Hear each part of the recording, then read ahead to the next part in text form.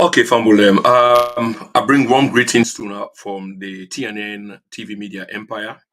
And me where they talk to una this evening, this afternoon, this morning. Of course, relating to outside you watch the program from me now a host and presenter Temil Koma. Very interesting and important program. Interesting and important. We always have important and interesting programs, but you can always get one way caught above the rest of the many. You see, this particular last day of May, this is the very last day of May inside 2022. Not see May again until next year, 2023. May is close to my heart because that's when my son, was born. So at least I get something we kind of attached to me with regards to May. Also, we get this very special interview, and sometimes good man is not honored in their own home. And sometimes now the benefit of hindsight now can reveal quality and excellence and brilliance and sometimes gift. Because you see, in this world where we do, so we are all not equally equal if we can borrow something from the animal farm. Some animals are more, equal than the other. For food, to food better than for food, or for food better than to food.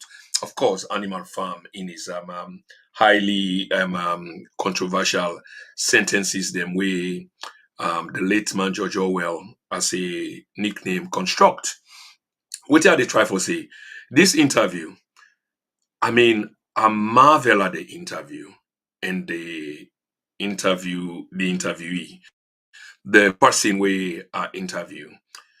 This was a demonstration of classic sense, logic, and while they talk about logic, I know they talk about in the now or the then per se. They talk about the now, and they also can show you or show us a path going to the future.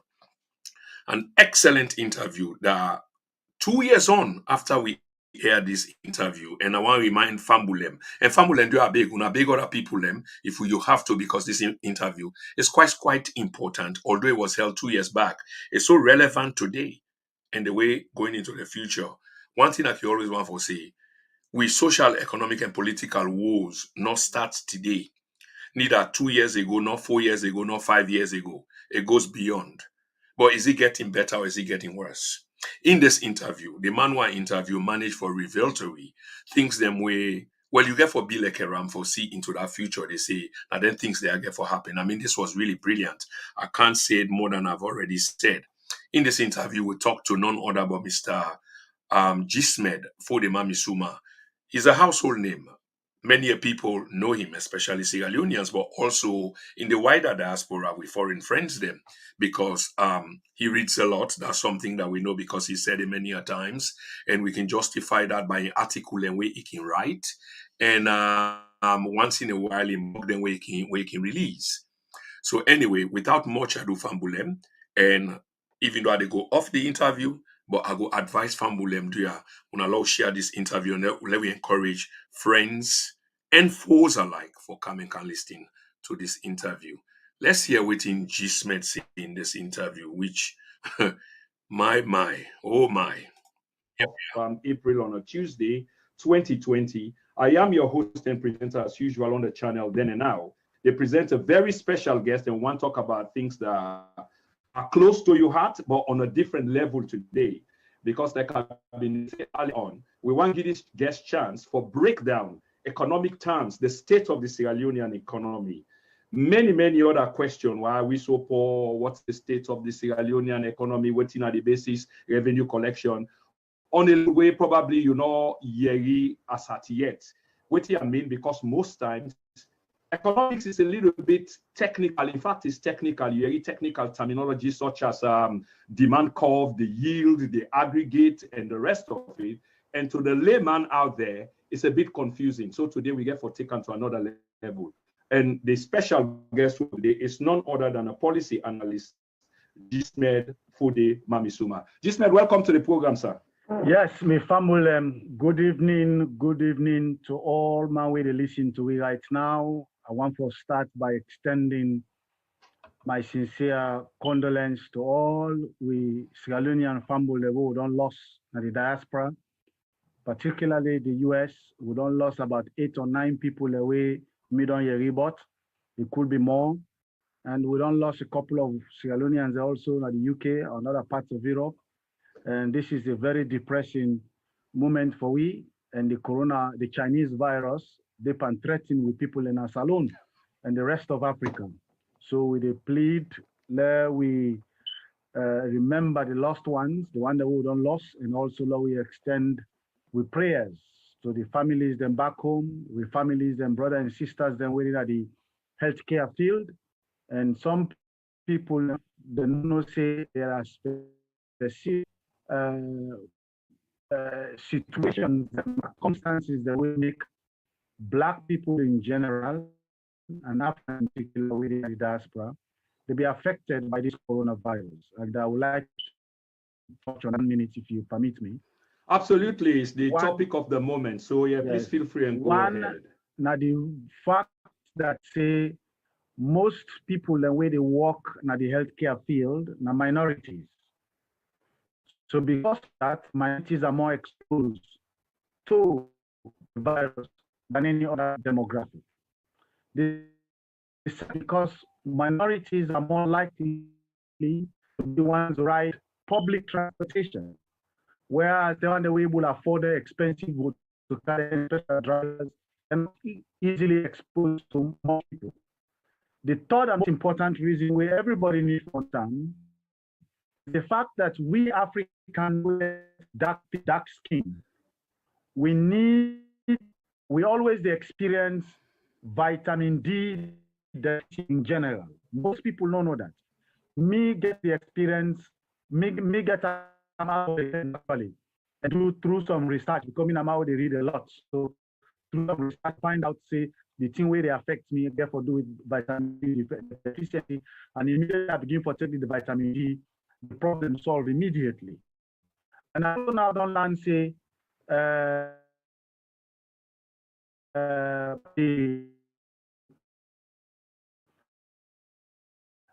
challenges. So since people are more prone to vitamin D deficiency and they are more likely to have respiratory problems because of that vitamin D deficiency, it makes sense for why mostly Black people are affected. And when you get vitamin D deficiency, you generally weak, your energy level will go down. When your energy level go down, you know you exercise a lot. And when you not exercise a lot, you gain weight. And when you gain weight, susceptible to high blood pressure and also susceptible to diabetes. And then pre-existing conditions where coronavirus meets anybody, whether Black or white, you're more likely to go down. So in medical research, circumstances then they will make, I don't find out why make with people and they very much susceptible to the Chinese virus. So we protect them, let God stand for them the way back home. Because it's very challenging. A lot of plenty of people go right now because of lockdown. So it's a big challenge. Thank you. Many thanks for that. It's quite an opener. The blind of it all, Black and brown offer more because it's an issue of poverty. You know, we are mostly going to be on the front line, like public services, buses, and do the cleaning work. To this, and the brother just enlightening again on a more scientific related basis on vitamin D. Thank you so much, Jesmed. Jesmed, for beginning, I want to go straight to you breaking down as we talk about the layman today, and this conversation, I don't want to call an interview, it's all yours because I'm down and taking time so that we people them deep down hinterland when they get for your ladies, then go understand exactly what this thing means. So I want to begin with asking you down certain economic terminologies. And this terminology one will be macro and micro. Can you please break them two terminologies then they for we? When you talk about macroeconomics,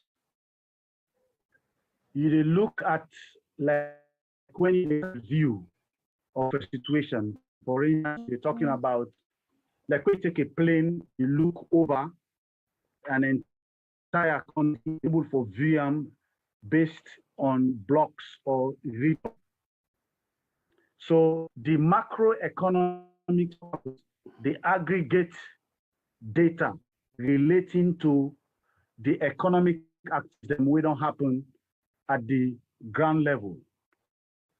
And when you talk about unemployment, when you talk about inflation figures, when you talk about the gross domestic product, and in our aggregate data, we compile from the micro activities and economic activities that will take place to that particular data. Now, when you talk about microeconomics, we are referring to the demand, the day-to-day activities. Like when we go to shop now, I go buy. That data, data where it relates to me on economic activity, on an individual basis, on business basis, on government-to-government basis. Those are all what we consider to be the macroeconomic data. These are try for breaking down in a layman term, so I'm not going to go for using economic jargons for confuse the listeners. Which is exactly the point that we are trying to drive towards. Thank you very much. Before we go into the intro of this particular conversation between me and you and the audience at the appeal to una can engage una self like una don't start already in the chat room, and we also encourage you for share this video. Why let it go selfish, please. Let others get involved. Mr. Jesmed, I also want kindly ask you for broke down for we, just like you've done with macro and micro, fiscal and monetary policies. Yeah, absolutely. Now, when we talk about fiscal policy and monetary policy, now the two pillars in that one and day, where they form the foundation of the entire economic policy of a government, where they define the rules, the regulations of which the government follow for bring about economic growth. Now, the difference is that the fiscal policy, they focus on waiting government, they generate economic activity in terms of the revenue and how that government, they spend that revenue there for running itself and run the country. Whereas monetary policies, they deal with issues that way they lead to actual economic growth. We deal with the concept of macroeconomic data like the employment, unemployment, GDP, and so on and so forth. That them policies, then they are the bank responsible for exclusively supposed to be responsible for looking at the entire economy and make changes and using all the necessary monetary policy tools that were available to the central bank for let it go able for generate activities and within. Now that make them say the control of the bank supposed to be independent of the central government, supposed to be independent of the government itself, because waiting they do. Now, one way it can even be in conflict with the president or the minister of finance, they do. I will give an example in that area. With respect to fiscal policy, then you focus now for just see how best they're able to generate revenue from the activities the way they take place in the country, and you're able for manage that money there so that government go able for running itself day by day. Okay. Thank you so much. I'm not sure whether you can break them down more than you. So for what I think say we don't establish is the link between policies, be it fiscal, be it monetary, and the ones that we find. The difference. We just specify the difference. We'll not touch even on the link here. If you want to go into the link, I can go into the link. How? Yeah, how then we will definitely. They're able to complement one another for bring about economic activities within the country. Well, we definitely go into that, and that bore into the next question, which is about governance and the economy. That's why I was saying that it kind of twin together, and that also give you the opportunity, for let you expatiate, if you will, please. Yes. Now, when we talk about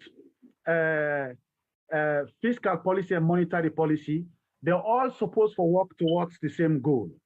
The ultimate goal now for let the economy of the country continue for generate growth. Ultimate goal now for generate growth. But within that growth day, now in government, they say, okay, you know what, una don't enjoy too much, una pay small tax. Now the government, they get revenue. Now so government, they able to take money from that one and they able for build schools, build roads and stuff like that. Now let we see how fiscal policy and monetary policy go able to complement one another. With respect to monetary policy, government control the flow of money within the economy by using certain monetary policy tools that were available to the government. And in it create opportunities and for businesses within the economy able for generate economic growth, create jobs for people. But sometimes the monetary policy aspect may not just be enough.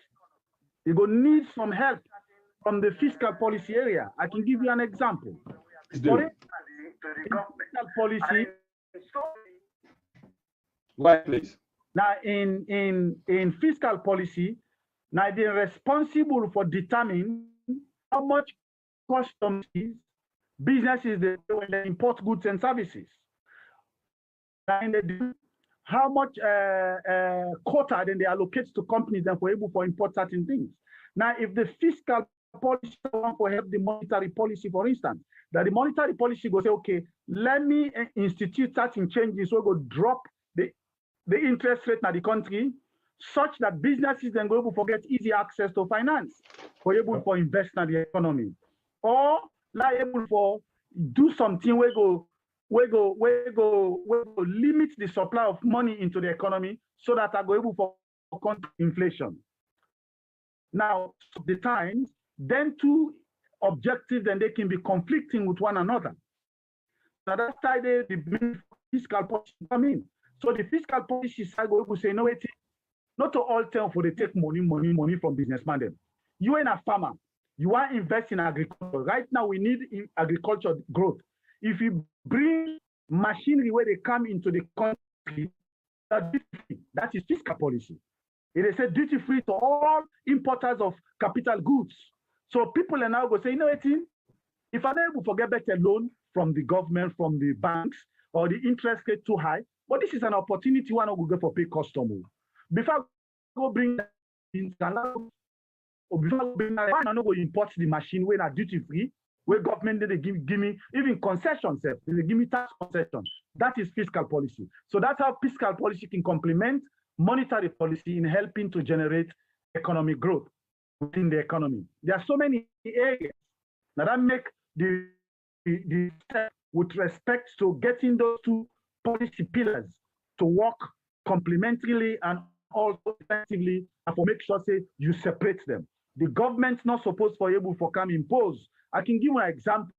Government can always create problem with respect to monetary policy goals. Now, for instance, let me go into national debt, where government need money for spend. You not get money, you not able to get them through taxation. You not able to get them through a grant from donors. Them the ultimate end we get for fall on now for take debt. You get foreign debt, you get domestic debt.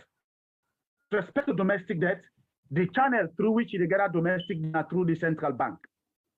Now, waiting on the central bank, okay, let's sell treasury bills. They sell treasury bills to the public. When you sell to the public, where the public take the money, then buy the government's own treasury bills, guess what? Now loan then they give to the government. That money that the central bank will take, is able for now give to the central government for let them go able for finance some of the activities that implement. The government sort of cash completely. The central government, the central bank, now get the ultimate decision for decide say let we print more money. Now, in certain situations, it is not good for the economy for let either print more money or let incur more debt. So if you get an independent central bank governor, where they see say the demand from the central government, the Minister of Finance, if we go ahead with that demand, they provide able assistance funding for the central, it go create too much pressure on the economy, increase inflation, affect the economy in general. The central governor, just like SL Bangura, the only governor where we don't show independence, the entire economic history as alone, with the exception of somebody else who I'm not going to name right now because he's still in one mix from politics. Now the only two governors, people and now we don't serve as governors. Now Salo, we don't look through the history, we're able for show the independence from the pressures of the president in terms of able for control the economy. In a situation like that, you need a central bank governor who will say, no, this particular step, you are not able for begin for print more money, or not begin for taking more debt, just for finance and insatiable expenditure when they undercore. So what me go recommend, when I go back to una fiscal, when I look at una national budget, when I cut down on our expenditure, when I able for consolidate funds, when I able for generate revenue or mobilize revenue, when I the world way the current government like for the use, and able to judiciously spend that money there instead of when I come back again for the buy, sell treasury, too much treasury from the commercial end, because that gets your own implication. You get implication on interest rate, you get an implication on jobs, you get an implication on the value of a currency, you get an implication on the unemployment rate. So that implication, you need a central governor where you look at the implication of that action and say no, just so that the government's not going to be able for always get away, and so that the economy will be able to be sustainable and move forward. But that saying no, that is where the challenge has always been, because then they sacrifice all them macroeconomic indicators that we don't name so far at the expense of providing more money for the government. So let me ask this question, pertaining to the same vein where you explain to we monetary and fiscal, because they're meant for complement each other. But the bank, for example, is meant to be independent, and in most cases it's not, with the exception of one, historically speaking, who was independent, and you call the name, which is the late SL Bangura, who met some unfortunate circumstances, and there's another one currently living and probably gets some political ambitions. So for that reason, you decide for keep him. Well, you actually not get political ambition, but now we're very conservative. Very conservative, and now we're very, one for mixed pan, but now I get so much respect for when it comes to the issue of policies and economic policies, especially when it comes to the issue of central bank running of the Central Bank of Sierra Leone.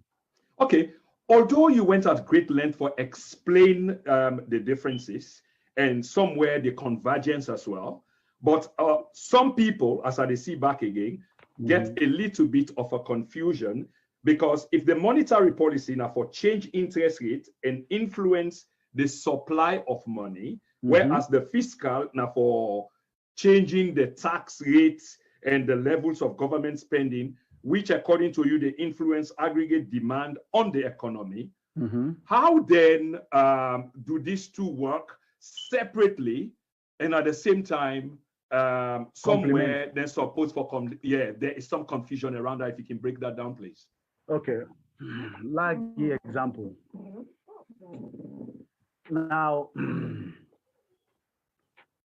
I will give two examples in terms of the issue of taxation and the area of budget, national budget, especially on the issue of national debt. Now, as I mentioned earlier, when government want for institute certain fiscal policies we will complement the effort for generate economic growth, it will look at the taxation, whether it is essential or necessary for increased tax or reduced tax.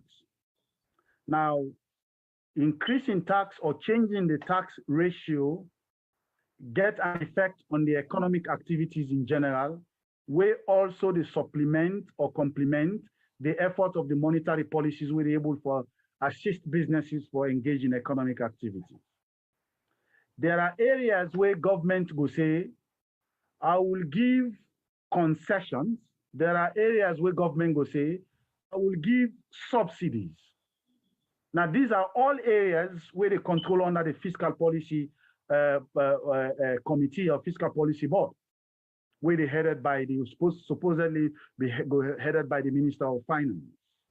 Now, with respect to that, if government say, for instance, like that fuel subsidy where government lift, that not get much to do with monetary policy. That gets everything to do with fiscal policy. But that particular action, they get a very serious impact on the economic activities in general we connect with monetary policies. For instance, when you lift the subsidies on fuel, it automatically affects the cost of production of goods and services within the entire economy. And as people like we've been predict, it was not timely for the government for lifting subsidy day, where in effect, it automatically lead to inflation. It will automatically lead to the increase of prices of goods and services. Gari prices go up, pepper go up, all kinds of things go up just because of that major mistake.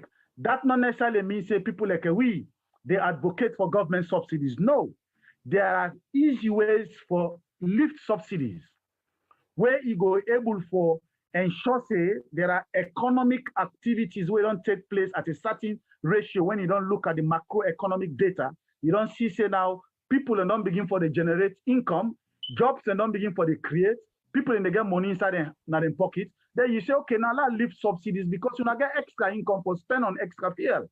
So, so if I can interject there quickly, just for break that flow there. The idea, you sound like you oppose to government in international partners because the lifting of subsidy was based on the advice of government's international partners, i.e. the IMF, etc., etc. Yes. Now, let's explain that side. Okay. One of the biggest problems we get, Africa as a whole, and Sierra Leone in particular. Now, this dependent on IMF and World Bank for not only dictate we policies them, and also impose certain stringent measures them on we, where they affect the general economic life of our people. Now, the problem, as I mentioned earlier, is also centered around national debt. It's centered around the fact that government likes to spend without controlling themselves and spending beyond what they're able to generate from the economy. Now, if you rely on World Bank and IMF, and based on history, we don't rely on them so long, for the past 30, 40, or 50 years, we don't see any meaningful difference in terms of the general outlook of the standard of living of our people. Why should we continue to listen to them? So my position will have been, is this, Rawlings attempted it in Ghana, and that is what laid the foundation for growth in Ghana. And Blaise Compaoré attempted it, but the French people assassinated him. That was going to— You mean Thomas Sankara then? Thomas Sankara laid the foundation, but the French people assassinated him. But looking from those examples, there are ways you can actually confront IMF and World Bank and still be able to have control of your own economic policies moving forward. Now, bringing it to the issue of Sierra Leone in particular, what the entire concept of the agreement, the nature of the agreement, the context of the agreement between the IMF and World Bank with Sierra Leone is that they want to see that the Sierra Leone government is able for sure say then get the ability for pay back the loan where they don't take from the IMF. Now, all we need for them show to them is to show that we have the ability to pay the loan. Let them don't dictate to us how we go about that. Now, because IMF and World Bank know exactly waiting the need for tell government for continue for make sure say then get a leash on our economic neck. Now that makes them they impose on we, because if IMF and World Bank want for really get the government for take the necessary policies that we go make the government able for pay on them loans and then the need for do things that we go make government not even get need for go take the loans. I will give you two examples. One, government they spend, current government they spend over 55% of our national budget, 55% of the income where the government they generate, where the government they collect on wages and salaries. That is the biggest chunk on our national budget. Now, if we add that one day to the servicing of existing debts, where like an escrow take over the past 10 years, they are spending over $200 million every year for service existing debt. Now, that one day plus the wages and salaries, it's constituting almost 60 to 70%, or some could even say 80% of government budget. They go towards servicing of debt and also the servicing of wages and salaries. So if those two are the biggest chunks within our budget, if you want for sure say you're able to pay IMF, not to that side if you go look say, that side will spend too much. Government not for they in the business of running business. Government not for be the only employer in an economy. It will never grow. So what do? Let's go back to our budget and look at all the salaries and wages. All them people they pay $6,000, $7,000, $8,000 equivalent. All the embassies they will get around the world. Each of the ambassadors and their deputies are making almost an average of $7,000 a month. Imagine if you have 15 to 20 embassies. Calculate that. $7,000 every month per one ambassador. Multiply that by 20. That is almost $140,000. And that could pay the salary for over 150 teachers alone. Now, imagine that if government say that is too much money for us to spend every month. This is our budget. Let's stop taking loans from IMF. Let's don't lift subsidies so soon. Let us cut down on our embassy staff. I'm not saying we shouldn't have embassy all everywhere. Let's reduce the number of embassies. Let's reduce our embassy staff. Let's don't use the embassies as an employment channel for our party pundits. Let us reduce our expenditure just so that we can save enough to pay IMF, pay World Bank, so that we will take a gradual step to lift subsidies when the time is conducive enough for us to do so. Now let's look at the agencies that were created by the previous government. There are certain parastatals in government in which people are paid $6,000, $4,000, $5,000, $7,000 a month. These were created exclusively to pay party pundits of the previous government. And when when this government came, excuse me, sir. We will go back to that. I know there's a correlation between the basic economics that we are talking about and the politics, but let's leave the politics for one moment. Let's come back to basic economics. Earlier on, you talk about the skyrocketing of basic prices for basic goods and services as a consequence of the rise in petroleum in energy prices. Mm-hmm. Yeah. So we know say inflation rate moderated from 18.2% to 16.8% at the quote a World Bank. 16.8, yes. Yeah. And that was in 2018, but increased to 17.2% in 2019. And this reflects a sharp appreciation, according to World Bank, of an exchange rate that elevated non-food prices, which was due mainly to the increase in fuel prices. I basically repeat what you articulate earlier on, but I want to ask you this wider question. Is there no fortitude, no foresight, no policy analyst within government circles that at least, they talk about sober civil servants them, we're able to foresee this kind of thing and argue and defend, say, no, we are not going this way. This is the policy initiative that we're going to take because Plan A is better than Plan B. Instead, they adopt Plan B, where they know, say, it will cause more economic havoc on the people. Why do you think this is such a situation? Well, it's because of several factors.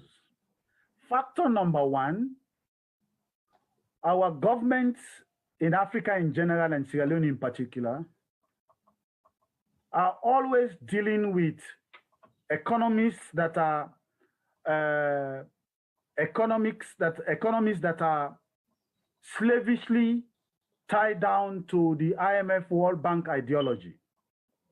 And the reason being, because these governments still depend on IMF and World Bank.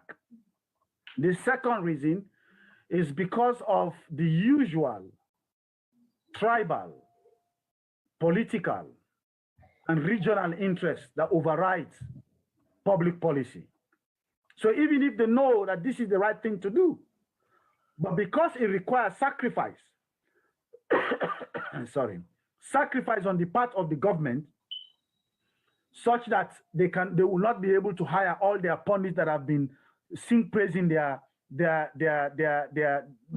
to election, that campaign for them to election, such that they have to sacrifice, that they don't have to just hire people from their tribe or from their region or for this and that. They will now have to create a balance and look at that Limbaman or Timiniman or Sosoman that has the brain to do the work. They bring it in irrespective of which party they belong to.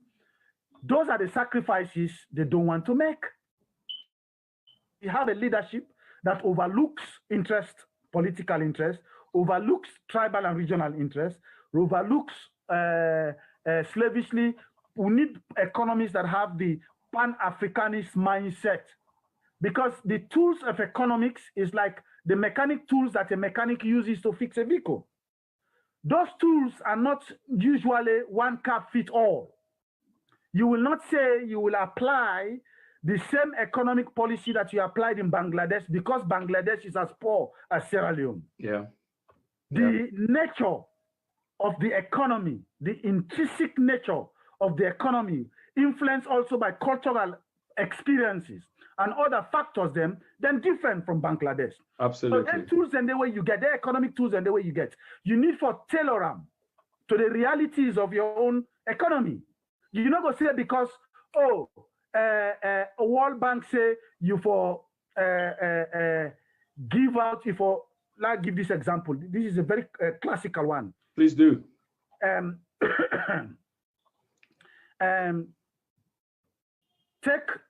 Take more loans and adopt certain monetary policies, the way they flood the economy with money, just so that businesses go get access to money, just because that the same policies they don't do in other different countries. Yeah. And for do that, you forget to say in our own economy, it is not manufacturing base. It is mainly import base. Yeah. So when you change interest rate, when you sell or buy treasury bills, treasury notes, or treasury bonds, depending upon the length of period, it gets an effect on the supply of money within the economy. Yep. The people that will go be more attracted for letting them go take their loan than they from the bank because the interest rate don't go down. If the majority of them are people that they import goods and services, that is not going to help your economy. And it has never helped our economy, because what it will do, they will take 10 billion leones from the economy, use that 10 billion leones to go buy dollars, which will put pressure on our foreign reserve, and then import goods and services. Many of those are not manufacturing anything, creating very few jobs. So in a situation like that, you need to tailor the economic policy tools to target people that want to invest in specific areas by creating a specific set of volume of money for anybody investing in small, medium scale manufacturing. Because if you have an interest rate, as you rightly mentioned, 16%, I think it's gone down below 16%. It should be around 15% now. They've done a good job from 18 to 15% right now, 15 point something percent, which is good, but it's still terrible compared to other parts of the world where the interest rate is 6%, 3%, 2%, and so on and so forth. But imagine if the interest rate is 15% and the bank lending rate is like 3 or 4%, for instance. The bank that is giving out the loan also have to think about default rate, the default ratio, the default risk. and other things that the bank also have to generate revenue from. So if you add the inflation rate, 15%, you add the bank rate that they get from overnight lending, which is also an influence to that interest rate, added to it, let's say 3%, that goes to 18% or 19%. Then you think about the default risk that the bank have to worry about. Maybe they add another 5% for their own profit, because they don't go into business just for giving out, changing money from one position to the other. They need to have whatever. That increases the interest rate to 20-something%. Now you tell me, how will you be able to take a loan that is pegged down to 20-something% and expect to invest and generate money and pay back that particular loan? So the incentive to invest that money into manufacturing that will take 1 to 2 years before you even begin to generate revenue from it, it's killed by using that method. So in a situation like that, you need to make certain volume of money created for certain sectors of the economy and define specific interest rates for those loans that are given out to such businesses. And most importantly, even underwrite the inflation impact on those loans that are given out by giving certain concessions. Say after 2-3 years, then the actual interest rate kicks in. If you are going to go into agriculture, if you are going to go into oil manufacturing so that you manufacture coconut oil out of coconut, or palm oil out of palm kernel, or if you are going to poultry, or if you are going to animal husbandry business, or you are going to some building furniture instead of exporting our timber. If that's the kind of businesses you are going to, we have this 100 billion loans available. At this interest rate, government is going to underwrite some of the whatever. So you have to tailor your policies to the realities of your own economy. You don't listen to the bank and IMF. I think you make an absolutely brilliant point. Absolutely, it's not one solution fits all. Exactly, it's not one cap fits No, all. it's not, and we continue to make those kind of mistakes, and for some reason we keep embracing the wrong solution over and over, 50-60 years after independence. But I want to ask you this, Mr. Jesmed, if you don't mind.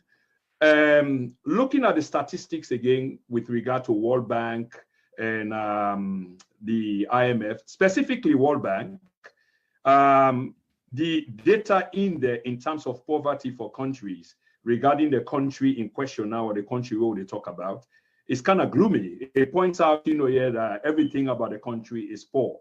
So the question I want to ask is, what does the World Bank use for classify or categorize countries as poor? What are the indicators, and why is Sierra Leone classified as a poor country? Well, in generally, poverty in terms of the individual household and family basis is described as the inability of an individual, a family, or a household to be able to afford or have access to the basic necessities of life. Now, poverty can be absolute, which is general in any part of the world, or it can be relative. Now, what's the difference? The difference is that poverty, when somebody, an individual, a family, or a household, not able to afford the basic necessities of life, what you can call the biological needs of life, such as food, 3 square meal, such as shelter, and basic things where they affect healthcare, where they affect your life. If you're not able to afford that, you are considered to be absolutely poor. And in absolute poverty, that one is applicable to anybody in any part of the world. It can be America, it can be Germany, it can be China, whatever. If you don't have a category you're able to afford, then you are considered absolutely poor. What can lead to this on a national basis in terms of economy and government and governance? Why will some people, fall below the poverty level? Speak to us economically. Why people fall into that category? We make World Bank, they classify, such indicators as ones related to poverty. Yes, I come to that one day. You get what you call poverty line, poverty, monetary consumption-based poverty. You get what you call the multi-dimensional poverty index. I won't come to all that one day, but I want to take and gradually before I come to that one day. Then I will come to the gross domestic products, GDP, which is what they use to determine countries and the per capita income of individuals within that particular country. Then are the macroeconomic side of it now. On the individual basis, when you talk about relative poverty, to continue with the same trend, is that when they say poverty in relative terms, now poverty in relation to the neighbors, the neighborhood, in terms of what then they consider poor in New York, for instance, no go be poverty in relative terms in a place like Sierra Leone. For instance, in New York, somebody go there, now one small apartment, you be able to afford accommodation, one apartment, you get in one used car, you get in, sometimes they make $2,000-3,000 a year, a month as income, and they still consider you poor. Because in relative to the entire economic scale in New York, you are poor. But if you take that same person, they can't go to a salon, hey, it's more than middle income. You see, so relative terms and absolute terms, there are two categories of poverty. Absolutely. Now we come to the issue of measurement of poverty. Now, then get the global poverty line, where they don't define, say, anybody we know they make up to $1.90-something, which is more or less the current rate now, let's say roughly a little less than $2.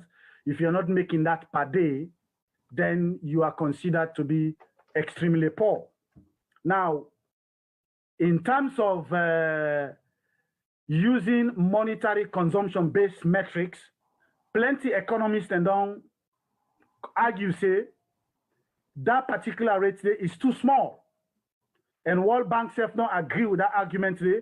So World Bank come up with a new ratio, $3.20 per day for low-income countries. And I will explain why they consider us low-income or developing countries.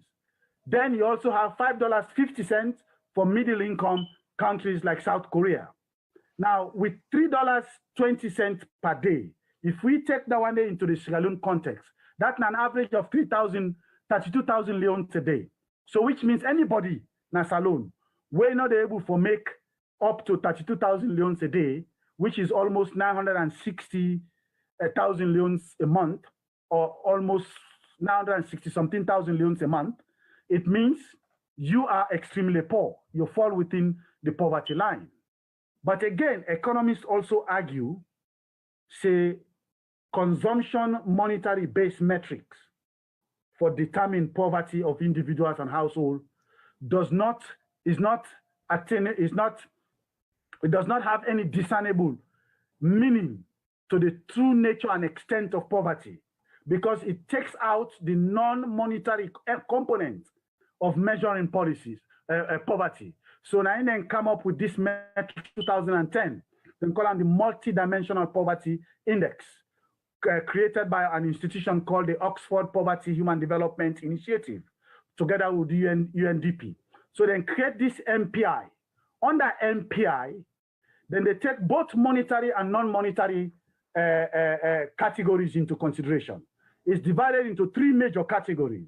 You get healthcare, you get education, you get standard of living. Well, with respect to standard of living, that one day is subdivided into another 6, where include housing, food, drinking water, and other different metrics that we use.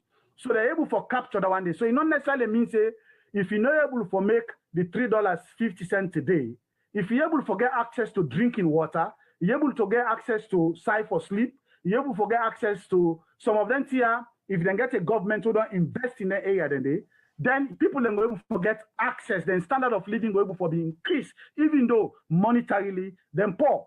Now, percentage-wise, for kind out to the classification of the country, if a larger percentage of you people, they are classified as multi-dimensionally poor, like in the case of Sierra Leone, the recent statistics say 64.8% of Sierra Leoneans. How do they arrive at the percentage? Well, they get statisticians them, where they compile the data in terms of how many people within the population they get access to education. So then they look at the education numbers. Then they get access to healthcare. Then they get access to able for feed themselves.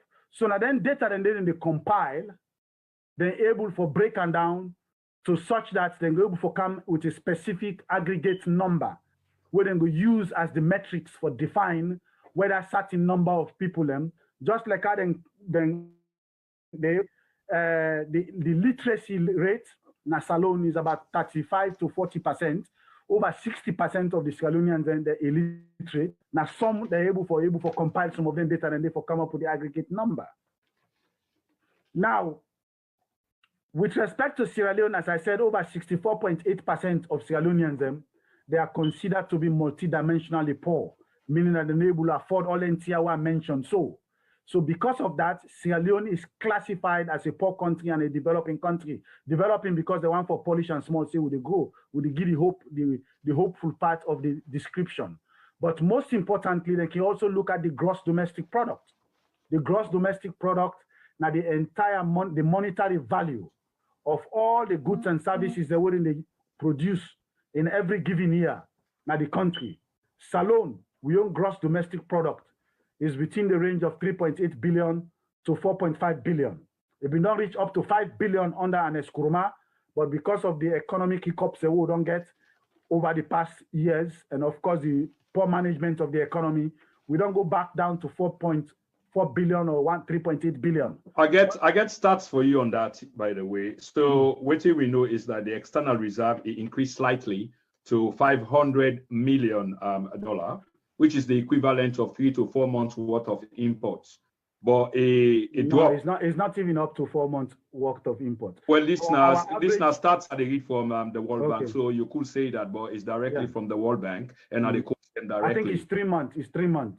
Yeah, but our average monthly foreign currency usage is about 150 to 180,000 million dollars. So this is what the stats say anyway, because myself believes that under an Eskuruma, like you mentioned, it was $500 million and but it dropped under an Eskuruma. That's 2018 and beyond, 483 million, and that increased in 2019 slightly to 500 million. So 500 million is 3 to 4 months worth of import, whereas the 483 million is worth about 3 months or 3 months and a few weeks worth of import.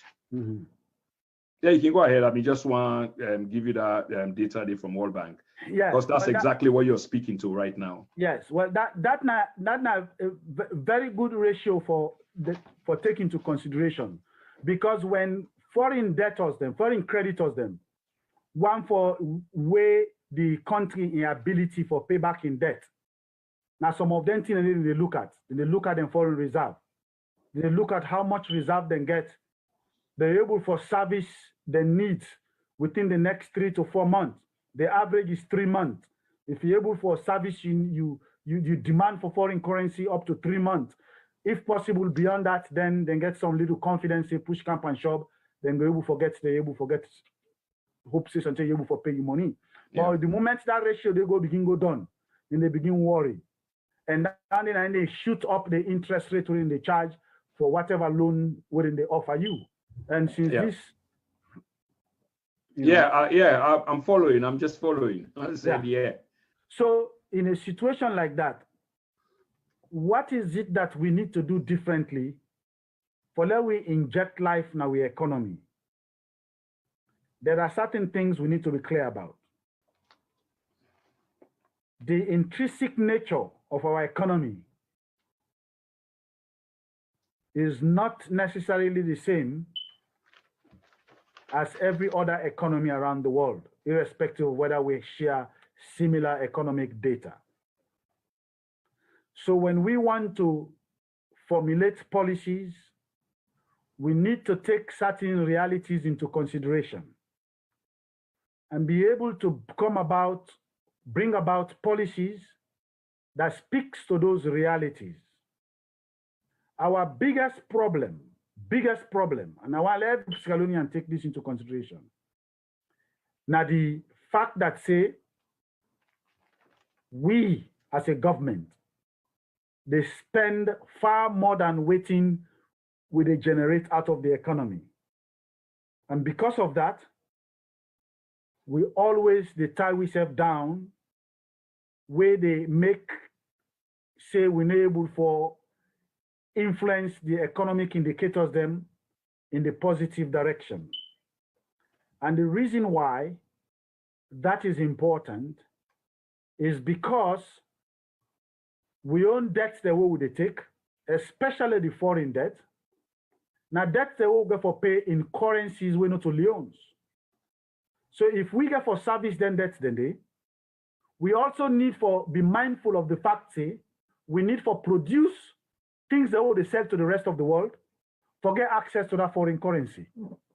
So I don't hear some people and they make arguments say, well, after us, America get more debt per salon in terms of percentage wise. In other words, the debt to GDP ratio, we can always take into consideration.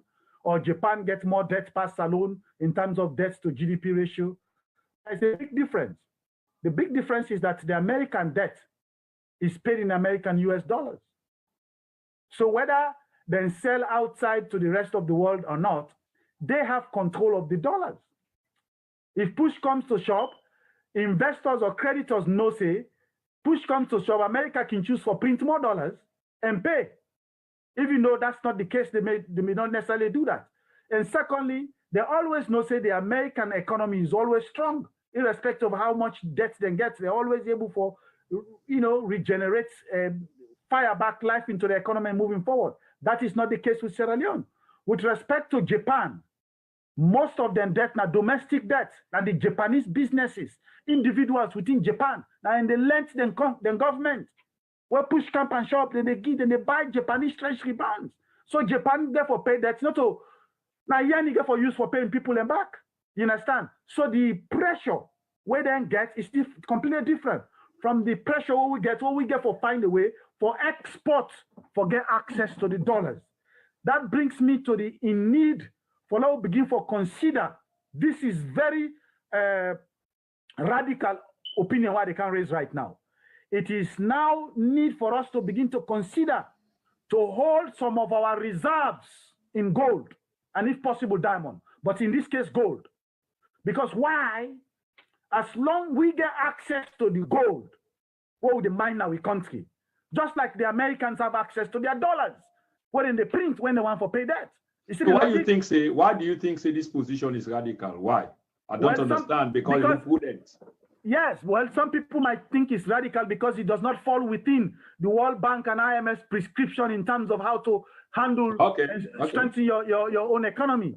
So most of the sickness that we get are the fact that say some of the economists the way they use for letting go for influence with policies and can't think outside the box. They always want to follow the footsteps of World Bank and IMF. If the Sierra Leone government say for now, every gold mine in Sierra Leone will be bought by the government. And irrespective of who will mine them, where Branca, will not they ask you whether you get license or not.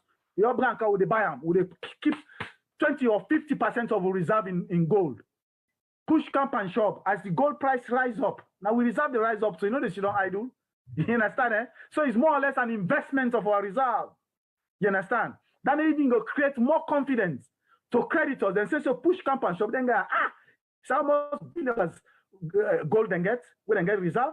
So those are some of the radical positions. But you could say people like Gaddafi being get and then bomb them into smithereens. That's why I said it's radical. Yes. So why I said it's radical. We hardly stand any chance. Anyway, ladies and gentlemen, this is quite an interesting conversation we are having here with none other than policy analyst Jesmed Foday Mami Suma.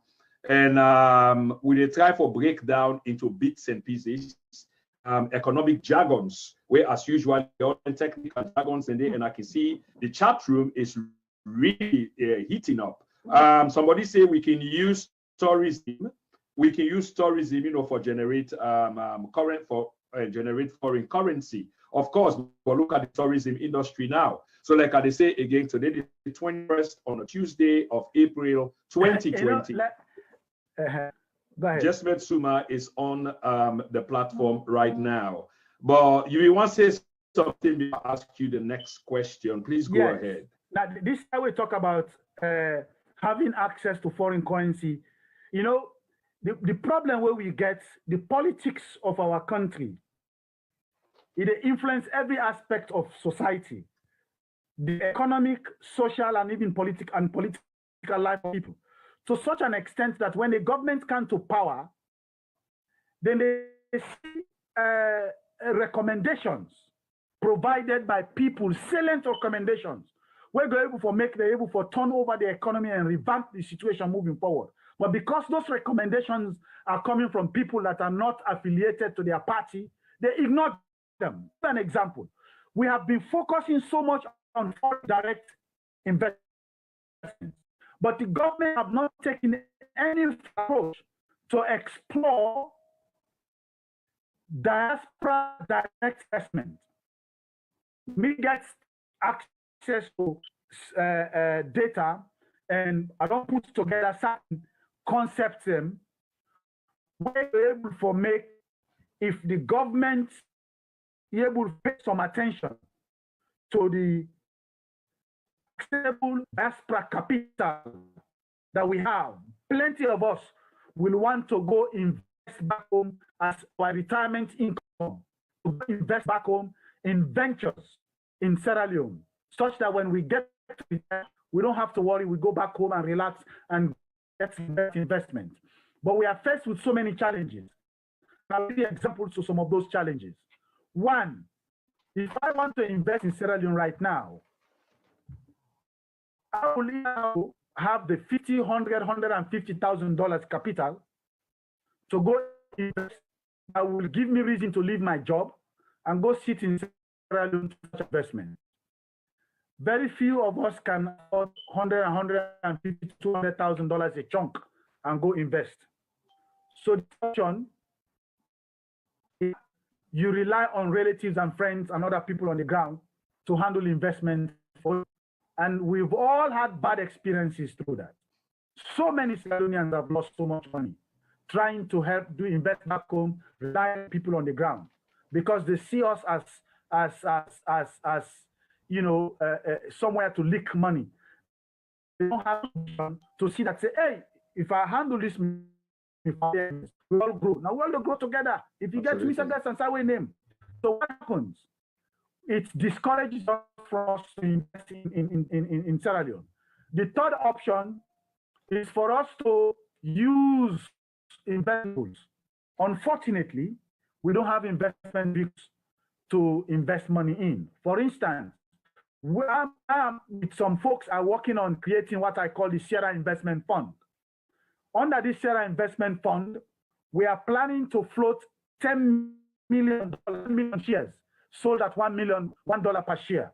Such like your $1,000, £2,000 or £3,000. You don't need to leave UK or leave America, go to Sierra Leone, go sit and find a way to do any petty trading.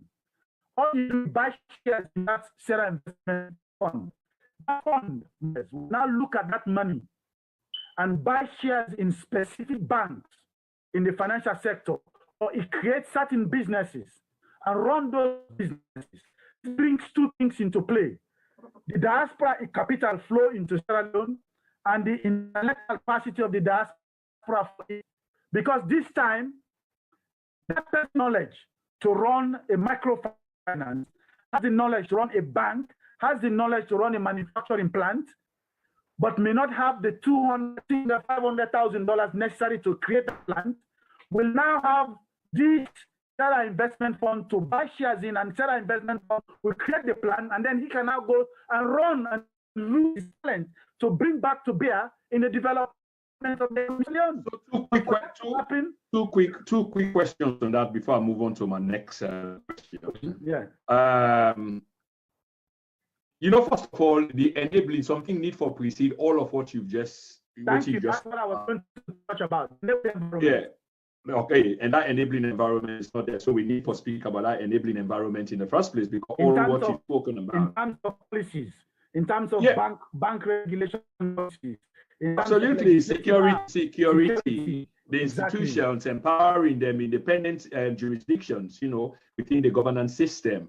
By mere prediction, by mere assessment, if we're able to kick Rande off, we'll bring in between 5 to 10 million dollars in the first year, maybe $15 million every year pouring into Sierra Leone from that diaspora investment that goes into the country. Good. If you can answer this question in 30 seconds, we hold gold. This is somebody from the chat room asking, how can we hold gold where we not get any other income in the country? How can we hold gold? I believe. How not get other income in the country? That doesn't make sense. Okay, so we will move on. Probably expand. Earlier on the. I think what you try to say is that we gold as reserve, where we not get where we need to sell the gold for bring money coming into the country. I'm sure that's what he's trying to say. Well, if that's what he's saying, let him realize that the gold the diamond that we have, the iron ore that we have, the bauxite that we have, those are not sold by the government. Those are sold by those who invest in extracting those minerals. The government only gets money out of it through the profession. Okay, we will come to that. I want to move on. I want to catch up with time. Okay. Okay. So we've been supposed to talk about debt, and we talk about Lily Beach, where we talk about the economy and the rest of it. We talk about national. You know, say very well that debt day on the increase because of the circumstances, and at that exactly, I want to let you touch on, because according to the records, total public debt is going to increase from 60.9% of GDP. That was in 2018. It's already increasing widely, because now we talk about almost 63% of GDP. 63% of GDP. So it's about 70 to 80% of GDP right now. That's one, while in between mid-2019 and April last year, which is not impossible because it's just been escalating. Will you address that? Why is it? Again, as I slightly touched on earlier, it's all centered around the national budget. When they present the national budget for ratification at the House of Parliament, unfortunately, with parliamentarians, they're always a rubber stamp. They know they scrutinize the budget. Now, there is a difference between claiming that I am throwing so much million on education, on healthcare, on other on security, but if the result does not reflect the amount of money that is thrown at it, then Parliament get reason for scrutinize. Then numbers, then they for no side the numbers, then they go. If they say we throw so much millions to the House of Parliament, or so much billions of loans to certain sector of the economy, then we need to know if the results not reflect. But if majority of the budget, they focus on consumption, expenditure, and very little to do with capital expenditure, and also much to do with the servicing of debt, then parliamentarians get the moral obligation for begin for challenge the national debt, I say the national budget, just so that we go reduce what they call budget deficit. Budget deficit now where government they plan for spend more than what they generate. And the percentage under this current government don't increase over the past 2 years. So let me ask you, Jesmed, if I can pause you right there, because you seem for the in tandem with me. Next question, or you almost a preempter, which is it gets something to do with how government they raise revenue and how they spend revenue. You don't touch on this a little bit, but I want to let you really expand on the raising of revenue and the spending of revenue and the mismatch, because that's what you deal with just now. The mismatch, you spend waiting you not get, and as a consequence of that, you get a heavy burden on the country, and it trickle down, and then suffering and poverty and the rest of it. Thank you. Now, in terms of revenue generation, if we look at our national budget, I know say plenty people they think say because we get gold, diamond, bauxite, iron, all the mineral resources they are, now they are the biggest source of revenue. It's a lie. That is not the biggest source of our revenue. Pathetically. That ought to be part of the biggest source of our revenue. Unfortunately, it's not. The biggest source of our revenue is income tax. Now, the only way government will be able to increase revenue in that regards is to broaden the tax base. Now, broadening the tax base means increasing employment. But to increase employment, businesses have to create, investors have to create businesses. You understand? But if government turn out to be the biggest employer in the economy, that now for rob Peter for pay Paul. Because the same, if you take like 2 million loans, you give that prison officer in salary. Then you take 200 loans from now on, they say a tax. They go knock chest say, I don't raise tax revenue. That is 1.8 million loans short for the next month. Because the next month you have to pay another 2 million loans. So you're taking from your own money that you're paying. So that particular aspect, in my own point of view, is not even revenue on the part of my own point of view in terms of government, as long as you rely on public employment as a major source of revenue for taxation, you always continue for the deficit because you will never be able. The only way government go able to expand in tax base now for create private sector employment. For create private sector, both monetary policy and fiscal policy therefore complement one another. For instance, if government they say, oh, custom duties, not increase custom duties. I don't care how much that particular investors they don't get access to loan. Now the bank when through the monetary policy, because the fiscal policy they levy so much tax on them now custom, it discourage that investor from invest. Now if government they subsidy to rice importers, it not give incentive to anybody for invest in the rice production. You see the logic? And right now we government them, successive government and this current government, they spend between 150 to 200 million dollars on imported rice for institutional feeding. For the police, the army, the prison officers. So that 150 million dollars, if you take 50 million, you focus on directly. Every year, it cut down by 50 million. It's like focus on directly in the production of rice. So that institutional feeding, what would they take? Instead of buy China money, we they send them money to reform. For the government, to be honest to them, they get a viable policy, and I've seen the, how you call them, the manifesto policy, and you can see that they know they make efforts in terms of the Bonapi and the other rice project them where they know the whole.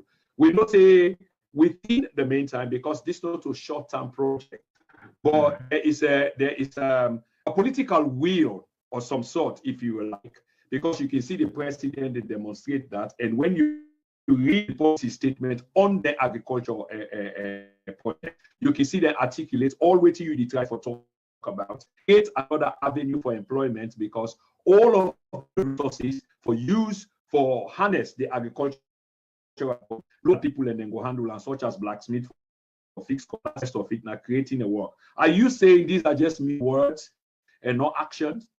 Thank you. And they are exactly mere words and not action. There's a difference between a policy in black and white in theoretical terms and the implementation of that policy. Now the policy may sound good in black and white, but if the results, the outcome not reflect what's in the black and white, that means there are other influences, factors that influence the implementation of that policy. I can give you some examples.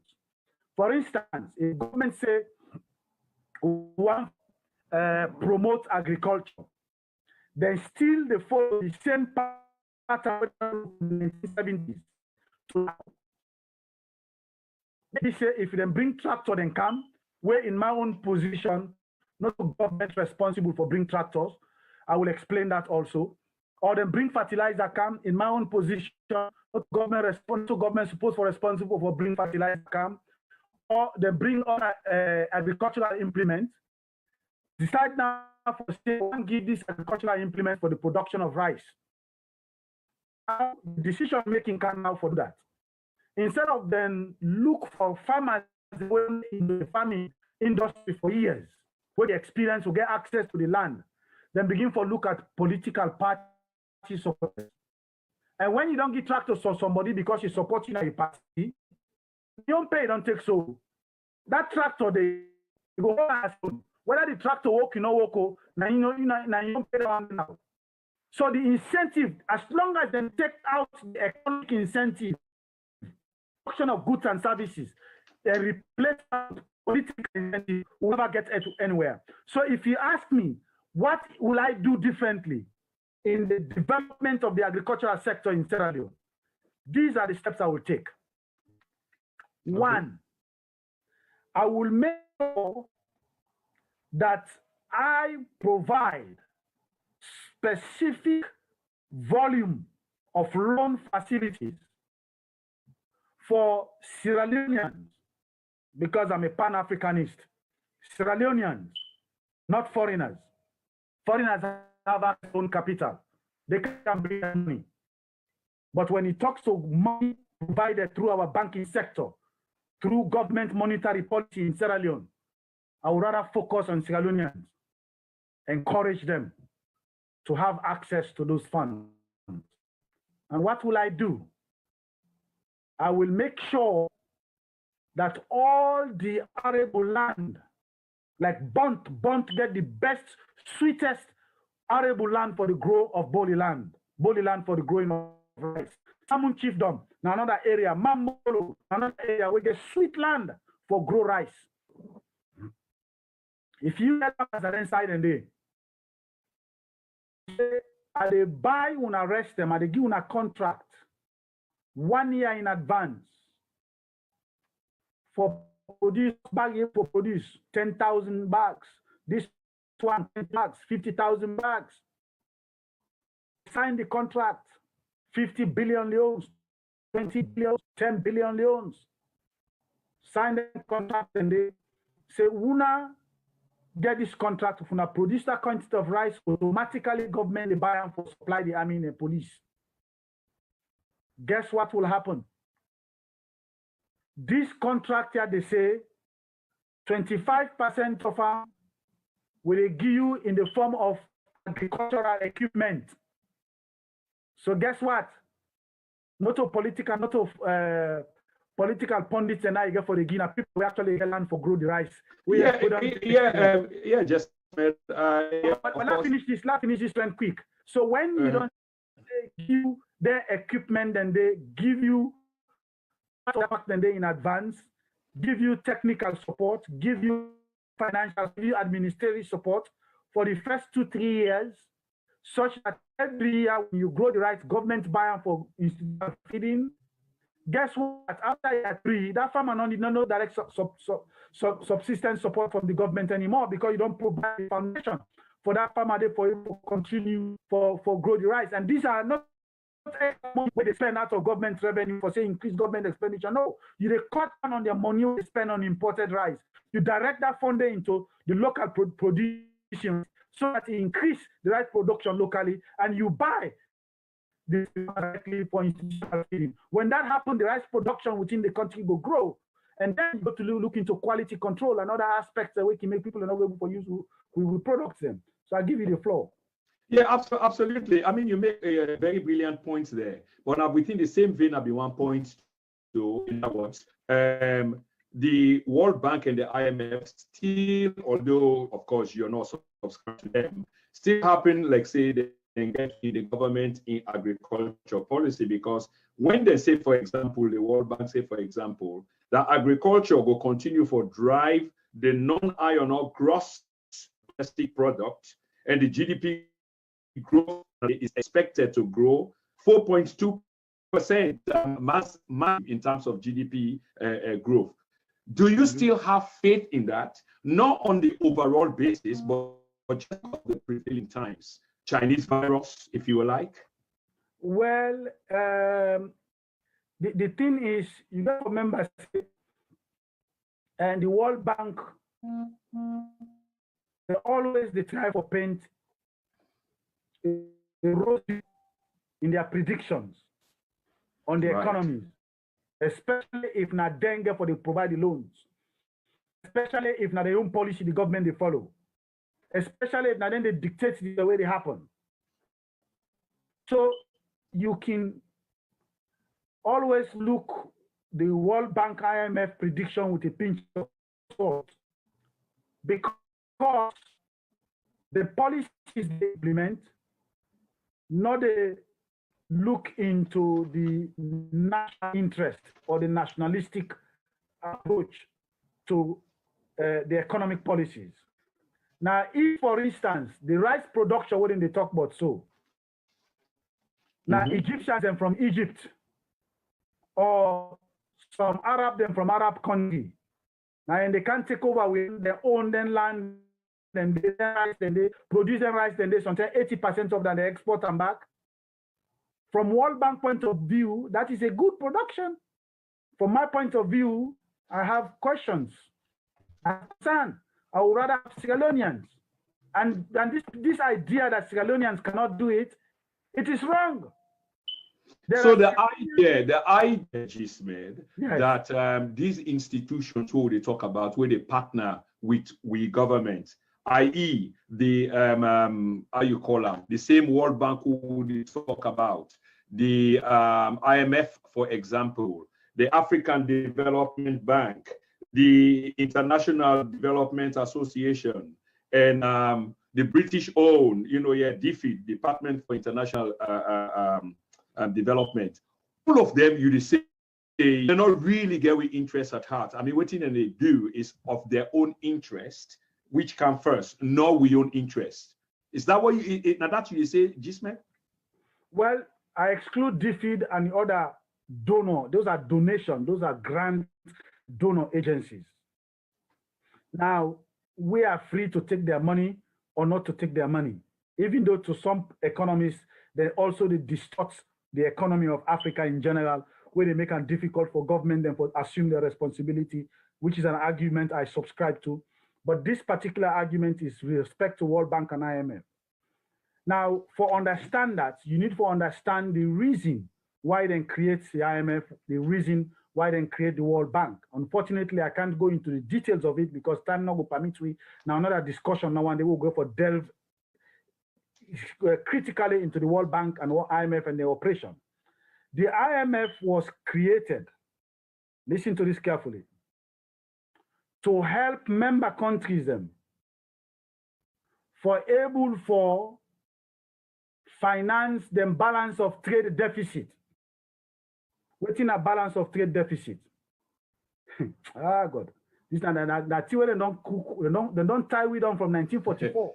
Okay, so what I go on for let we do, because we gradually go drift into a Pan-Africanist or Pan-African centric, if you like, sort not of. Really. Not really, but part of it, because as you develop that narrative, now so me say me bring them attuned to waiting you don't they say once or twice in terms of the way how you view this entire thing. And I do chime with you on some of them, but like I say, because of the purpose of time, not again for budget, because we get many other sessions of this kind that we get for whole. Ladies and gentlemen, welcome to an edition. We almost run out of time and get one or two final questions for Mr. Jesmed. But this is not the last. It's been a brilliant one, I believe. And also come, as you can see, time is never really enough. Time is so elusive that it don't begin to catch up with we so soon. Exactly. But yeah, there's going to be more time. There's going to be, so please share this video. I don't want to make it too boring, because then one day we get for watch later, although it's interesting, but let them go sit down and watch 2 hours of video go hard. So we want to do like an hour, 30 minutes, and we're almost on the hour and 30 minutes back. Okay. Yes, at the same time, I want to use the platform for extend. I want to use the platform for extend an invitation to you, because I try for set up a mouth-watering match between you and another economist, financial person, who happens to be Mr. Sankor. They see, which Sankor? That would be what's his first name? Alfred Sankor. I want to be a monitor in a match. Now, Alfred and Coinbase. Well, we will talk about this off camera later. Yeah. Okay. But good. I just need to talk about time. We just want to use the platform because both of you talk economics and what have you. And when you go back, when you do the follow-up, you go see contribution of his. We make the match all the more tempting as the con to you, if you understand, to your position. Yes. Anyway, gentlemen, this is the Then and Now. I'm your host and presenter, Prince Krumah. With me tonight is a very special guest, Mr. Jesmed Foday Mami Suma. Jesmed, I believe this will be the final question. I can always say the final question, but there can be a follow-up. As a journalist and a social activist, I always like follow-up. It never ends there. But after we don't talk about all of this, I know you did a very brilliant job. I must commend you publicly because at the same time, while you did intimate questions, you at the same time they try for propose answers or they inject, whether not anecdotal, but gradually you still pump them inside. And I can just imagine because of the lack of time. But finally, let me talk solution. Okay, after all of this run, this brilliant run, the final question will be, how can we fix this economy, Jesmed, in your own world, in your own perspective? How can we fix? Because it seems like say you get the answer. And I don't say if we go back, if we study for exams, we only need to go back to what you don't say, and we can arrive at the exam questions. But here it is. How can we fix this economy? It's broken. This near, like quotes the president, this broken economy, near bankrupt economy, this battered economy, how can it be fixed, sir? Now, to fix the economy of Sierra Leone, it requires sacrifices. And sometimes the need for us to take unconventional measures. The first step is to streamlining the government structure itself, the way how we finance our government. There are specific areas in our government budget that need to be scrutinized. The first one is our wage bill. Is it right for our members of parliament to be earning an average of $70,000 to $75,000 a year? Is it right, considering our economy, for our policies to be such that former members of parliament continue to earn such a huge pension because they have served 1 or 2 terms in the House of Parliament? They're earning almost equal to their last salary that they earned when they were members of parliament, considering our economy as it is. Is it right for our deputy speaker to be earning an average of $100,000 a year, or $150,000, or a speaker $250,000 a year? Is it right for us to have individuals running parastatals that are earning $6,000, $7,000, $8,000 a month? Is it right for our economy when you consider the suffering of our people in the villages? So the problem solution starts from there. You look and scrutinize.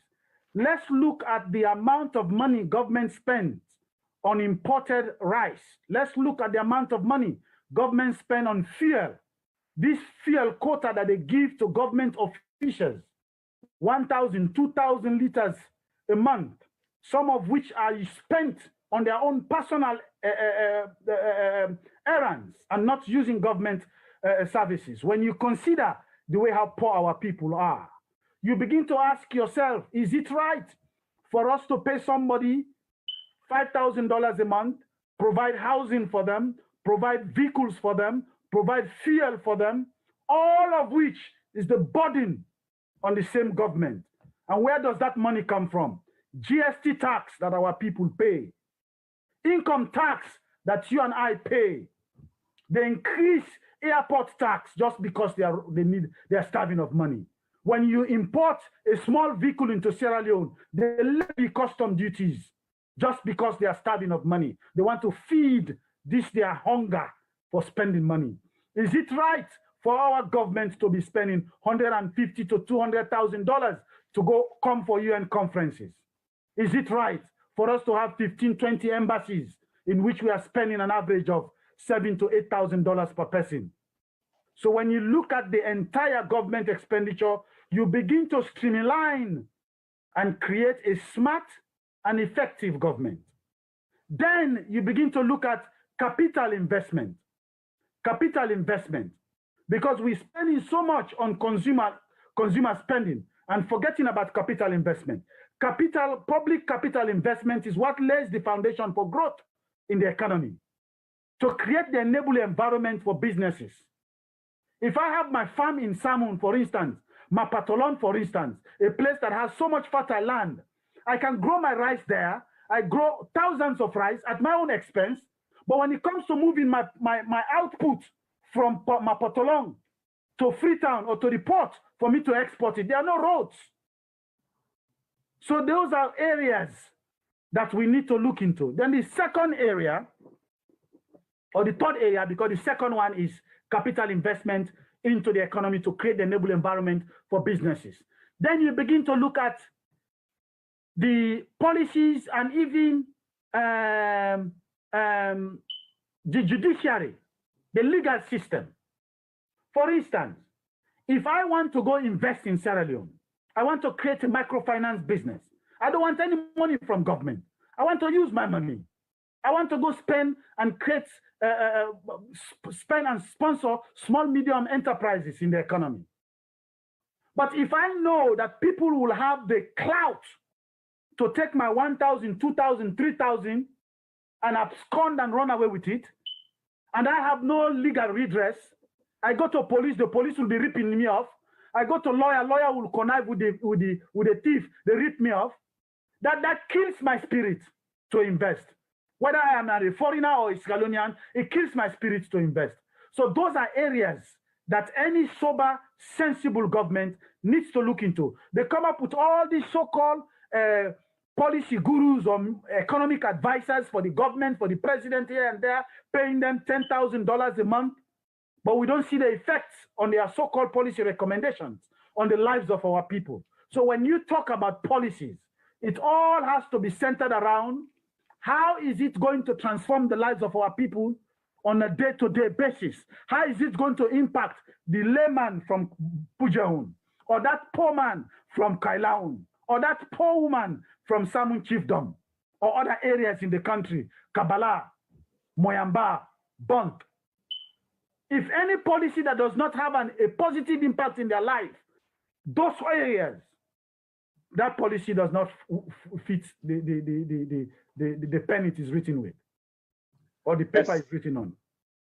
Yes, indeed. Yeah, it's always good to end on a high note, and this is the highest of the highest notes that one can end such a wonderful conversation that I've had today with none other but Mr. Jesmed Foday Mami Suma. I shall be talking to you in camera. Like I said, I'm trying to set up a mouth-watering match between you and another economist and a financial expert. And it's going to be quite interesting. I know this for sure. Indeed. And I want to say thank you for taking your time off, sir, for attending this conversation and using the opportunity to make us stand for what we really stand for at the then and now, which is to provide information for the people out there so that choices that they make will be based on informed choices. Exactly. Okay? So I want to say thank you so much for appearing. Ladies and gentlemen, on a good note, we know that the Leones came under intense pressure in 2019. Okay? Yes. And Okay, Fambulem. I just want to say thank you for the time we want to use for listening to this wonderful, wonderful broadcast. I mean, some things then the way people can talk about, they can talk about the issue long before the issue itself come. This is one of it. And I therefore try to invite Mr. Jesmed for come back and see whether we can talk about any issues then they and how the benefits of the hindsight day to our advantage, that we can just go over the things then they'll say will be advice. Had they listened, probably the situation would have been different by now. Again, we get one more episode of Jesmed where we get for Brinkham on the 3rd. I believe the 3rd is on a Thursday. At the Queen in Badina, I mean in holiday at the Jubilee, so most people then go their home. So for the UK audience, that will be a good time because we the hear on less than the time then we can hear we program them. So between 4 and 5 o'clock now we'll go hear the second part of Jesmed in a different interview, but equally a very great interview I go put up, but he left to una. We also get CHRID rather, how you call the man, the chief executive, Mr. Abdul Fatoma, will be on the program soon. And the man who exposed the mix up and box up and this book business nas alone, with the fake degree business, Mr. John Idris Lahai, will be on the program soon too as well. Superman, I believe, saying last week, this on holiday, and we'll be back next week. And we wish him well. And for the Then and Now Media platform, this has been a TNN Media Empire production. I want to say thank you to Una very, very much. We know say the census result come out, and that's Una go report. That report today they come soon on this platform. We can collect evidence for the program. And then the mayor, Una no say the number 2 be in the mayor Tranga one. I mean, if she's guilty, then she's guilty. But if it's political machination, then we get an obligation for talk about them. But again, ladies and gentlemen, on this very last day of May 2022, I want to say thank you to all those that were tuning, and can I say goodbye to all. Many thanks. Bye-bye.